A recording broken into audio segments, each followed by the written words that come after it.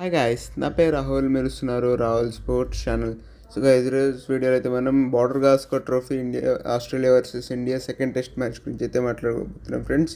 So ఒక super start అయితే వచ్చిందని చెప్పుకోవచ్చు ఫ్రెండ్స్. ఈ సిరీస్లో టీమిండియా అయితే ఒక డామినేటింగ్ విక్టరీ అయితే కొట్టారని చెప్పుకోవచ్చు ఫ్రెండ్స్. మనం ఫస్ట్ టెస్ట్ మ్యాచ్లో ఒక సర్ప్రైజింగ్ విక్టరీ అని కూడా చెప్పుకోవచ్చు ఫ్రెండ్స్. సో ఆల్మోస్ట్ 295 రన్స్తో అయితే చిత్తు చేశారని చెప్పుకోవచ్చు ఫ్రెండ్స్. ఇక్కడ ఆస్ట్రేలియాని చూసుకున్నట్లయితే ఫస్ట్ టెస్ట్ మ్యాచ్లో అన్ని డిపార్ట్మెంట్స్లోనూ సాలిడ్గా అయితే పర్ఫామ్ చేశారని చెప్పుకోవచ్చు ఫ్రెండ్స్. సో ఇది సెకండ్ టెస్ట్ మ్యాచ్లో ఎలా పర్ఫామ్ చేస్తారో చూడాలి friends. So let's get started.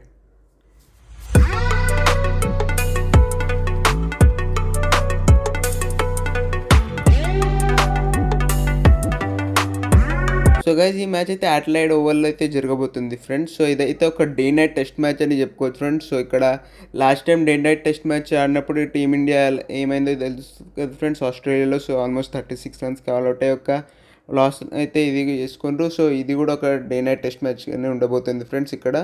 మరియు పిచ్ చూసుకున్నట్లయితే సో ఒక నార్మల్గా ఒక బ్యాలెన్స్డ్ సర్ఫేస్ అయితే వస్తుందని చెప్పుకోవచ్చు ఫ్రెండ్స్. ఎందుకంటే లాస్ట్ టెస్ట్ మ్యాచ్లో ఇండియా పర్ఫార్మెన్స్ బట్టి మరియు కానీ డే నైట్ టెస్ట్ మ్యాచ్ కాబట్టి పేసర్స్కి కొంచెం ఎక్కువ అడ్వాంటేజ్ ఉండే అవకాశం అయితే ఉంది ఫ్రెండ్స్.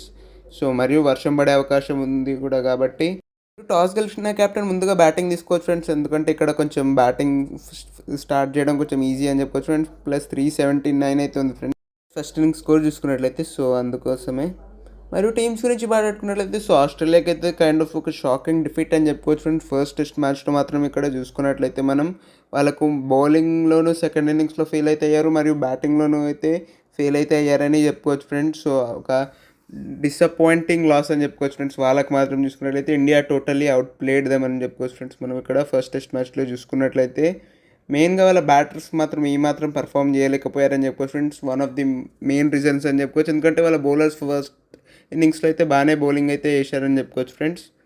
మరియు ఈ టెస్ట్ మ్యాచ్కి ముందు ఇంకొక బిగ్ బ్లో అయితే తగిలింది ఫ్రెండ్స్. సో జాష్ హేజల్వుడ్ అయితే అవైలబుల్ అయితే లేడు ఈ టెస్ట్ మ్యాచ్కి. సో ఇదైతే ఒక బిగ్ బ్లో అని చెప్పుకోవచ్చు ఫ్రెండ్స్. ఎందుకంటే ఫస్ట్ టెస్ట్ మ్యాచ్లో most impressive bowler Josh Hazlewood అని చెప్పుకోవచ్చు ఫ్రెండ్స్. సో మరియు ఇండియా మీద కూడా ఎలాంటి రికార్డ్ ఉందో మనకు అందరికీ తెలిసిందే.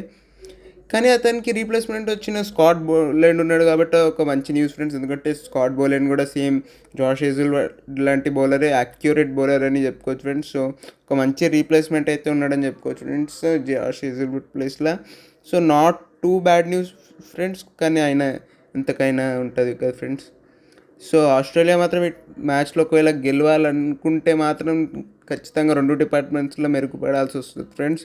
మరియు కమిన్స్ క్యాప్టెన్సీ కూడా ఫస్ట్ టెస్ట్ మ్యాచ్లో చూసుకున్నట్లయితే not up to the mark అయితే అనిపించిందని చెప్పుకోవచ్చు ఫ్రెండ్స్. మనం ఇక్కడ చూసుకున్నట్లయితే మరియు బ్యాటింగ్లో చూసుకున్నట్లయితే లబుషేన్ అండ్ స్మిత్ ఫైర్ కావాల్సి వస్తుందని చెప్పుకోవచ్చు ఫ్రెండ్స్. ఎందుకంటే వాళ్ళు గెలవాలంటే, ఎందుకంటే వీళ్ళే ఇద్దరు మెయిన్ బ్యాటింగ్ స్టేజ్ కాబట్టి ట్రావిస్ హెడ్తో పాటు.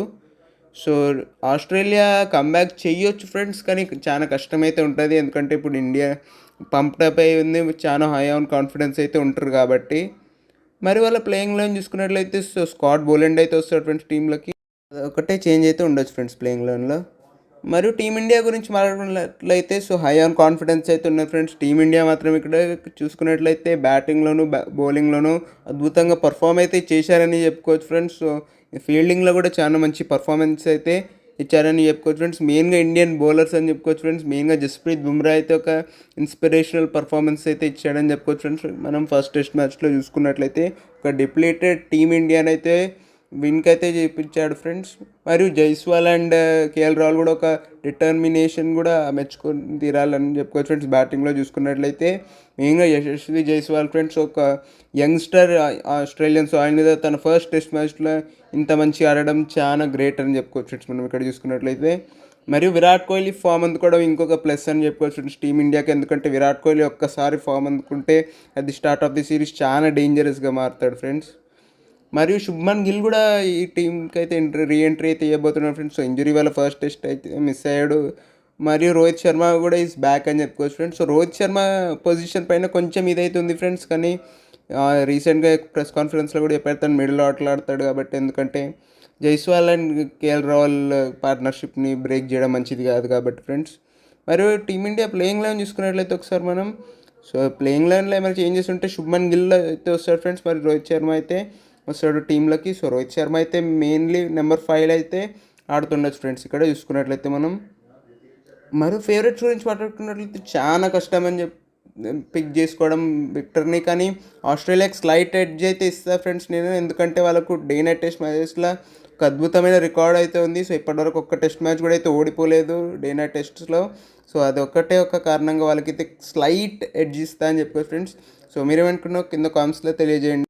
మీకు కనుక వీడియో నచ్చినట్లయితే లైక్ చేయండి, షేర్ చేయండి, మరియు నా ఛానల్ సబ్స్క్రైబ్ చేసుకోండి. Thank you.